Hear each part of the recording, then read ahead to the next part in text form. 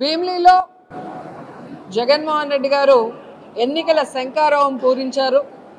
ఆ ఎన్నికల సభ చూస్తేనే అందరికీ అర్థమవుతుంది జగన్మోహన్ రెడ్డి గారు ఎన్నికలకు సిద్ధమయ్యారు అని.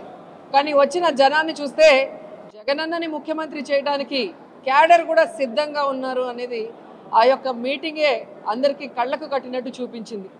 ఈ ఆంధ్రప్రదేశ్ రాష్ట్రంలో ప్రజలందరూ కూడా జగనన్న వైపే ఉన్నాం, జగనన్నని ముఖ్యమంత్రి చేయడానికి సిద్ధంగా ఉన్నారన్న విషయం ప్రతిపక్షాలకు కూడా మరి ప్రస్ఫుటంగా అర్థమయ్యేలాగా మీటింగ్ జరిగింది. అలాగే ప్రతిపక్షాలు ఏవైతే నాన్ లోకల్ పొలిటీషియన్స్ ఉన్నారో, హైదరాబాద్ నుంచి వచ్చి జగన్మోహన్ రెడ్డి గారి మీద విషం చిమ్ముతున్నారో వారందరినీ కూడా ప్యాక్ చేసి హైదరాబాద్కు పార్సిల్ చేయడానికి ఈ ఆంధ్రప్రదేశ్ ప్రజలు సిద్ధంగా ఉన్నారు అనేది ఆ మీటింగ్ చూడగానే అందరికీ అర్థమైంది. దానిని మించిన మీటింగ్ అనంతపురంలో జరగబోతుందని కూడా గర్వంగా చెప్పగలను. ఎందుకంటే ఈ రాయలసీమ ప్రాంతంలో లాస్ట్ ఎన్నికల్లో, అంతకుముందు ఎన్నికల్లో మీరే చూశారు, అత్యధిక ఎమ్మెల్యేలు ఎంపీలని గెలిపించి జగనన్నకి అండగా నిలిచిన ప్రాంతం. ఈరోజు మరి జగనన్న కోసం జరిగే ఈ మీటింగ్లో అనంతపూర్లో మినిమం 5 లక్షల మంది అనేది ఖచ్చితంగా అక్కడికి వస్తారు అన్న విషయాన్ని కూడా గర్వంగా తెలియజేసుకుంటున్నా. ఎందుకంటే ఈరోజు ఈ రాష్ట్రంలో ప్రతి కుటుంబానికి పార్టీ, కులం, మతం చూడకుండా ఆయన చేసిన సహాయ సహకారాలు, అలాగే ఈరోజు జగన్మోహన్ రెడ్డి గారు మళ్ళీ వస్తేనే ఇవన్నీ కంటిన్యూ అవుతాయి, అలాగే ఈ రాష్ట్రం బాగుంటుంది, అభివృద్ధి చెందుతుందన్న నమ్మకం క్యాడర్లో, ప్రజల్లో బలంగా ఉంది. కాబట్టి ఇది సూపర్ సక్సెస్ అవుతుందని కూడా మనస్ఫూర్తిగా తెలియజేసుకుంటూ, మా ఎమ్మెల్యేలు, ఎంపీలు అందరూ కూడా ఇక్కడ 7 పార్లమెంటుకు సంబంధించిన వాళ్ళందరూ కూడా వచ్చారు. అందరూ కూడా ఈ సభని సక్సెస్ చేసే విధంగా డిస్కషన్ చేసుకోవడం చాలా సంతోషంగా అనిపించింది.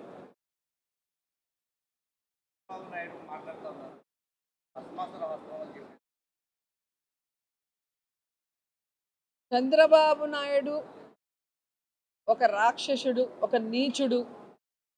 పిల్లనిచ్చిన మామని వెన్నుపోటు పొడుస్తాడు, ఓట్లేసిన ప్రజలకి అన్యాయం చేస్తాడు. తనని ముఖ్యమంత్రి చేసిన ఈ రాష్ట్రాన్ని కారణం లేకుండా తన స్వలాభం కోసం ముక్కలు చెక్కలు చేస్తాడనేది రాష్ట్ర ప్రజలందరూ గమనించారు కాబట్టే, అర్థం చేసుకున్నారు కాబట్టే 2019లో అతన్ని తరిమి కొట్టారు. ఈసారి ఆ 23 సీట్లు కూడా వచ్చే పరిస్థితి చంద్రబాబు నాయుడుకి లేదు. అందుకే వాళ్ళకి మతి స్థిమితం. ఈరోజు చూస్తే మతి తప్పి మాట్లాడుతున్నాడు. ఈరోజు చంద్రబాబు నాయుడు 14 సంవత్సరాల్లో ఏం చేశాడో ఒక్కసారైనా మాట్లాడు. సరే, ఈసారికి ఇంకో అవకాశం ఇస్తే ఏం చేయబోతున్నాడో కూడా ఎప్పుడు మాట్లాడు. ఎంతసేపు జగన్మోహన్ రెడ్డి గారిని, జగన్మోహన్ రెడ్డి వెనుకున్న సైనికులైన మాలాంటి వాళ్ళని దుమ్మెత్తిపోయటం, తన పచ్చ ఛానళ్లతో ఏ విధంగా విషం చిమ్మటం అనేది మనం గమనిస్తున్నాం. కానీ జగన్మోహన్ రెడ్డి గారు తన ప్రతి మీటింగ్లో కూడా తాను ఏం చేయబోతున్నాడు, తాను చెప్పింది ఏం పూర్తిగా చేశాడో చెప్పి, నేను మీకు చేశానని నమ్మితేనే, మీకు అభివృద్ధి కానీ సంక్షేమం కానీ మీ కుటుంబానికి అందిందని నమ్మితేనే నాకు ఓటేయండి అని అడుగుతున్నారు అంటే అది దమ్మున్న నాయకుడి లక్షణం. తాను పని చేశాడు, 100% ప్రజలకి సంతోషాన్ని, అలాగే సంక్షేమాన్ని, అభివృద్ధిని అందించాడు కాబట్టి అంత ధైర్యంగా అడగగలుగుతున్నాడే తప్ప చంద్రబాబు నాయుడు లాగా కుంటి సాకులు చెప్పి తప్పించుకోలేదు. కాబట్టి చంద్రబాబు నాయుడు మాట్లాడే మాటలు ఈరోజు ఫ్రస్ట్రేషన్కి ప్రతీక. తన కొడుకు చేతగాని వాడు లోకేష్, తన దత్తపుత్రుడు ఎప్పుడేం మాట్లాడతాడో తెలీదు. ప్యాకేజ్ ఇస్తే 5 నిమిషాలు తప్ప ఆ తర్వాత కంటిన్యూయేషన్ ఉండదు ఆయనకి సపోర్టు. అలాగే ఇప్పుడు కొత్తగా 4వ కృష్ణుని ఎంటర్ చేశారు.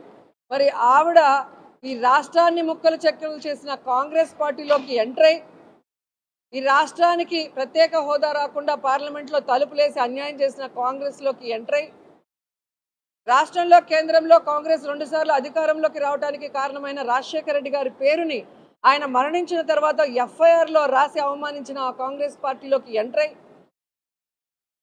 ఆ వైఎస్ఆర్ గారి కుటుంబాన్ని ముక్కలు చెక్కలు చేసి వైఎస్ఆర్ కొడుకుని కారణం లేకుండా ఏ విధంగా అన్యాయంగా తప్పుడు కేసులు పెట్టి జైల్లో పెట్టిన ఆ కాంగ్రెస్లోకి ఎంటర్ అయి, స్వలాభం కోసం జగనన్న మీద విషం చిమ్ముతూ ఈ రాష్ట్ర ప్రజల్ని అవమానిస్తుంటే ఏ విధంగా వాళ్ళని ప్రజలు నమ్ముతారు, వాళ్ళకి ఓట్లు వేస్తారో ఒకసారి ఆలోచించండి. కాబట్టి పక్క రాష్ట్రాల్లో ఓట్లు పెట్టుకొని, పక్క రాష్ట్రాల్లో కాపురాలు చేసుకుంటూ, పక్క రాష్ట్రాల్లో కోవిడ్ సమయంలో హ్యాపీగా సేఫ్గా ఉంటూ, ఎలక్షన్స్ వస్తే, సంక్రాంతి వస్తే డూడు బసవన్లు వచ్చినట్టు ఆంధ్రప్రదేశ్కి వచ్చి జగన్మోహన్ రెడ్డి గారి గురించి అవాకులు చవాకులు పేలితే జనాలు వీళ్ళందరినీ కూడా తొందరలో హైదరాబాద్కి కట్టగట్టి పార్సిల్ చేస్తారని కూడా ఈ సందర్భంగా తెలియజేసుకుంటున్నా. జగన్మోహన్ రెడ్డి గారు మంచి వ్యక్తి, మనసున్న వ్యక్తి కాబట్టే తన టైం అంతా కూడా ప్రజలకి సర్వీస్ చేయడానికి, సంక్షేమం అభివృద్ధి చేయడానికి ఉపయోగిస్తున్నాడు తప్ప ఇలాంటి వాళ్ళ మీద ఆలోచిస్తే వీళ్ళెవ్వరు కూడా ఈ ఆంధ్రప్రదేశ్లో అడుగు పెట్టే అవకాశం కూడా ఉండేది కాదు అని కూడా ఈ సందర్భంగా తెలియజేసుకుంటున్నా.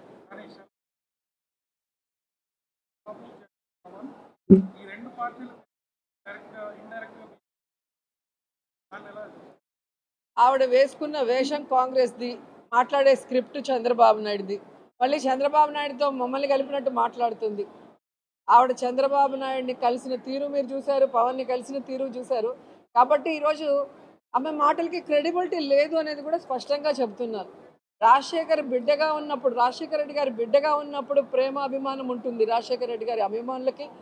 ఆమె తెలంగాణలో పార్టీ పెట్టినప్పుడు జాలి ఉండేది, పాపం ఈవిడ ఎండల్లో తిరుగుతుంది అనే ఉండేది. కానీ ఎప్పుడైతే ప్రజలు అసహించుకునే కాంగ్రెస్ని, ప్రజలు తరిమేసిన కాంగ్రెస్లో చేరి ఈ రాష్ట్రానికి మంచి చేస్తున్న వైఎస్ఆర్ కాంగ్రెస్ పార్టీకి నష్టం చేకూర్చాలనుకున్నప్పుడు షర్మిల మాటలకి అర్థం లేదని కూడా ఈ సందర్భంగా తెలియజేసుకుంటున్నా. ఎందుకంటే షర్మిల గారు తెలంగాణలో పార్టీ పెట్టినప్పుడు స్పష్టంగా చెప్పింది, నేను ఇక్కడే పుట్టాను, ఇక్కడే చదువుకున్నాను, ఇక్కడే పెళ్లి చేసుకున్నాను, నా ప్రాణం ఉన్నంత వరకు ఈ తెలంగాణ ప్రజలకి కష్టం వచ్చినా నష్టం వచ్చినా అండగా ఉంటానని చెప్పింది. మరి అలాంటి బిడ్డ ఈరోజు ఆ పార్టీని కాంగ్రెస్లో విలీనం చేసి తెలంగాణని గాలికి వదిలేసి ఆంధ్రప్రదేశ్లో వచ్చి మళ్ళీ కొత్త అవతారం ఎత్తితే ఏ విధంగా గౌరవం ఉంటుంది, మాటకి క్రెడిబిలిటీ ఉంటుంది? ఈరోజు జగన్మోహన్ రెడ్డి గారిని చూడండి, పావురాల గుట్టలో ఇచ్చిన ప్రామిస్ని ఫుల్ఫిల్ చేయడానికి ఎన్ని అవమానాలు, ఎన్ని కష్టాలు, ఎన్ని తప్పుడు కేసులు పెట్టి జైల్లో పెట్టినా ఏ రోజు కూడా ఎవరికి కమిట్ అవ్వలేదు, ఎవరికి తల వంచలేదు. ఈ రోజుటి వరకు ఎవరితో కలిసి పొత్తు పెట్టుకొని ఎన్నికలకు వెళ్ళలేదు. కాబట్టి ఎవరో ఏదో చెప్తే ప్రజలు నమ్మేస్తారనుకుంటే అది పిచ్చి, వాళ్ళ పిచ్చి. జగనన్న ఎవరితో పొత్తు పెట్టుకోవాల్సిన అవసరం లేదు, అది స్పష్టంగా ఆయన అనేక సార్లు చెప్పారు. భవిష్యత్తులో కూడా కేంద్రంలో ఎవరు అధికారంలోకి వస్తారో వాళ్ళు రాష్ట్ర ప్రయోజనాలకి సపోర్ట్ చేస్తే వాళ్ళకి బయట నుంచి సపోర్ట్ చేస్తారని చెప్పడం అనేది కూడా మీరు గమనించారు.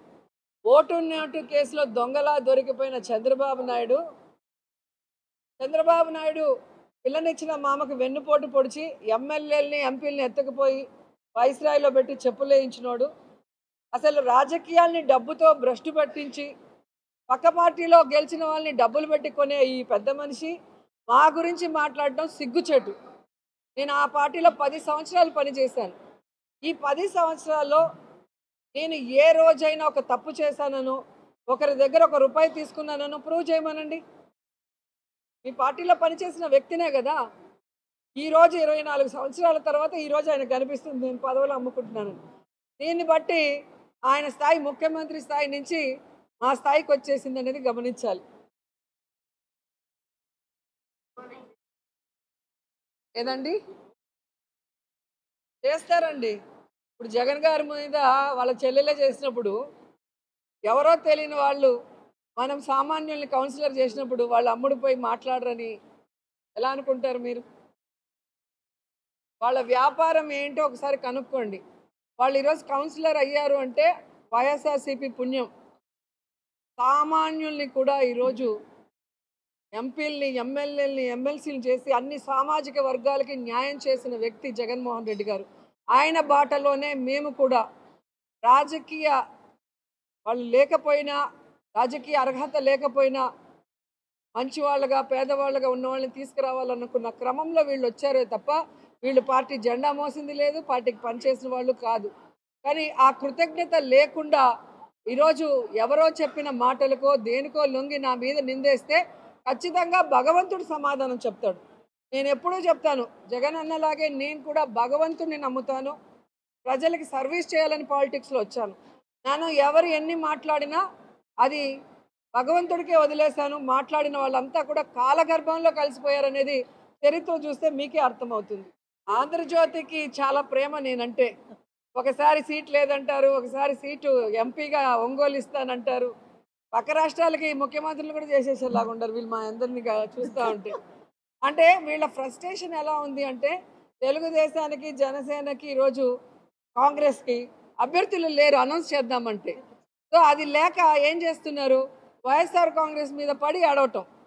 వీళ్ళు 175 మంది క్యాండిడేట్లు పెడతారు, లేదా కావాలంటే మార్పులు చేర్పులు కూడా చేసుకోవడానికి వీళ్ళకి క్యాండిడేట్లు దొరుకుతున్నారు, మాకు దొరకట్లేదే అన్న బాధ, కక్ష సాధింపు, ఈ విధంగా క్యాడర్లో కన్ఫ్యూజ్ చేస్తూ లీడర్లు కొట్టుకునే పరిస్థితిని తీసుకొస్తుంది పచ్చ ఛానళ్ళు మాత్రమే అని కూడా ఈ సందర్భంగా తెలియజేసుకుంటున్నాను.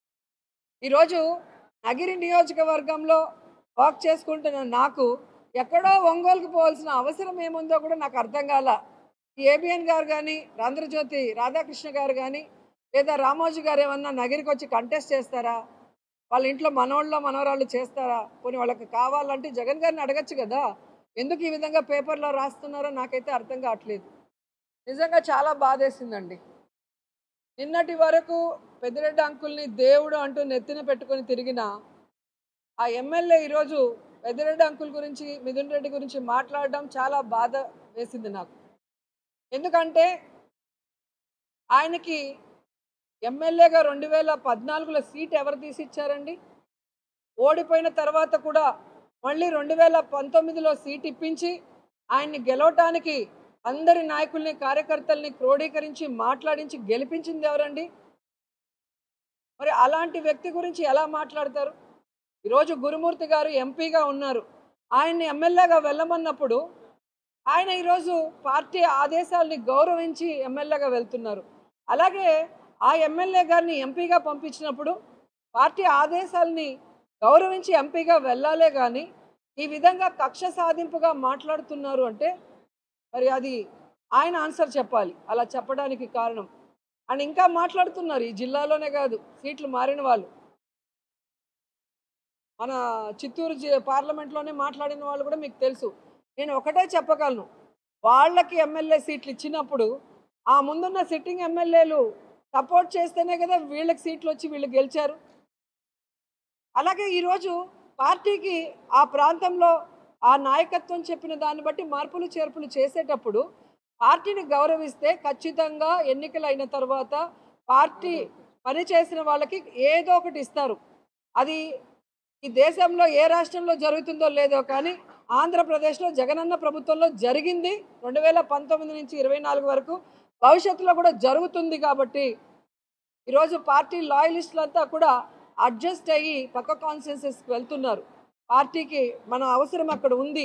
ఇప్పుడు మా మినిస్టర్ గారు ఉన్నారు, ఈరోజు గౌరవంతో పక్కకి వెళ్ళి వర్క్ చేసుకుంటున్నారు.